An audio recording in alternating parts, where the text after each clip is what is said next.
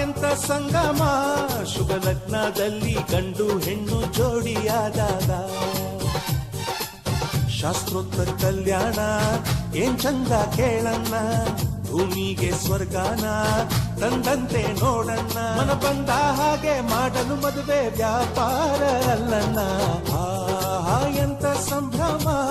ಮನೆ ತುಂಬ ಬಂಧು ಬಾಂಧವರೆಲ್ಲ ತುಂಬಿಕೊಂಡಾಗ